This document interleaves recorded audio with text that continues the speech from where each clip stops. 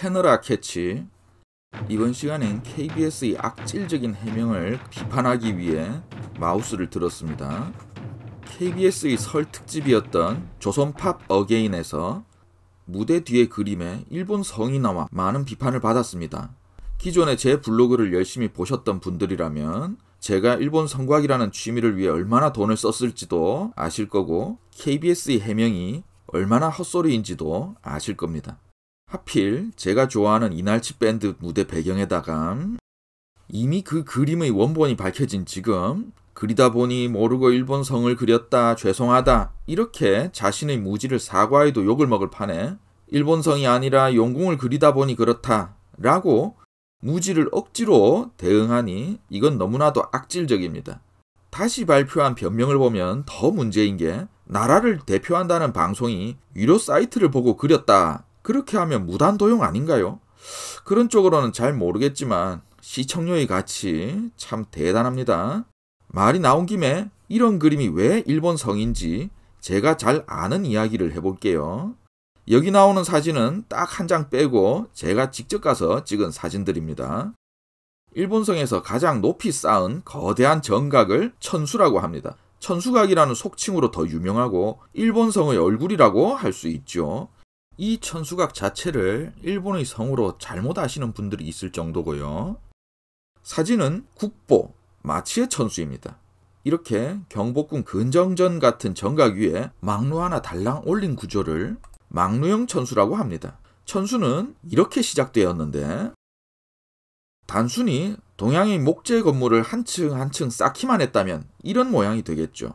천수에서 이렇게 탑처럼 쌓기만 한 구조를 층탑형 천수라고 합니다.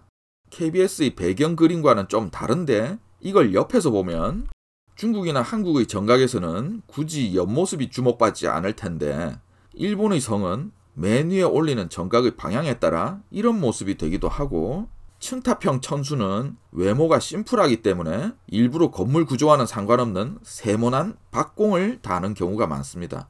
이 세모난 박공을 치도리 하후라고 합니다. 물론 망루형 천수도 치도리 하후를 포함해서 이런저런 하후를 답니다. 일본의 성은 이런 하후를 앞뒤 여기저기 달기 때문에 보는 각도에 따라 성의 모습이 변하고 옆면이든 정면이든 주목을 받습니다. 각종 박공이 달린 것이 특징인 망루형 천수, 국보, 히코네성. 히코네성은 이걸 정면으로 아시는 분들이 많은데, 이 정도 되면 정면, 측면의 구별이 무의미하죠.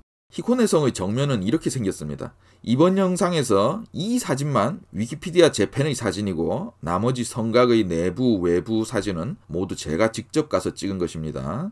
이게 일본성입니다. 그냥 딱 일본성입니다. 중국과 한국의 정각에 이렇게 생긴 게 어디 있겠습니까? 이 치도리 하후는 어디까지나 덧붙인 장식이기 때문에 그 안에 작은 공간이 생기고 벽을 대면 숨겨진 공간이 되기도 합니다. 이것은 국보 이누야마성의 천수에서 카라하후라는 것으로, 이 역시 장식용의 둥근 박공입니다. 내부는 이렇게 생겼는데 이런 창살이 조총을 쏘기에는 좋죠. 요건 국보 히메지성 천수의 창살입니다. 이런 창살은 팔각형도 있고 마름모도 있고 뭐 그렇습니다. 저런 창살들이 모여서 이런 외관을 만들어냅니다. 이런 디자인이 일본의 성일까요? 조선 사람이 용궁을 생각하면 떠올릴 수 있는 모습일까요?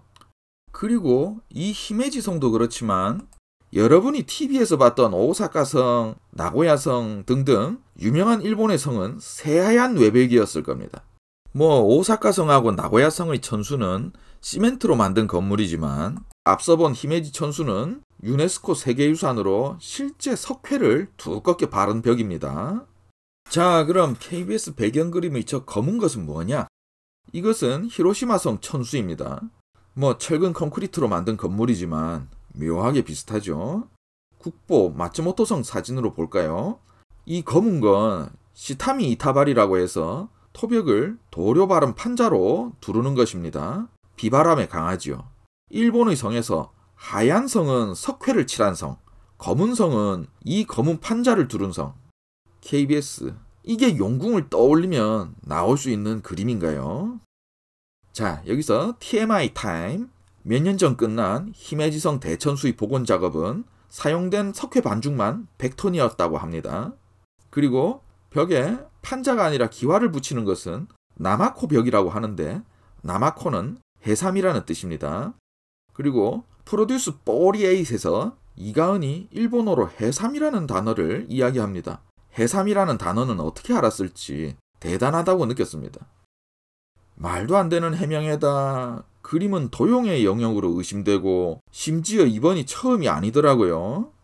예전에 장동건 주연의 영화 2009 로스트 메모리즈는 조선이 계속 식민지로 지배되는 가상의 스토리로 광화문 앞에 이순신 동상이 아니라 히데요시 동상이 떡하니 서 있습니다. 만약 우리가 계속 일본의 식민지였다면 저런 식의 용궁도 그리고 살았겠죠. 네, 한국방송공사 KBS 수신료의 가치 정말 잘 봤습니다.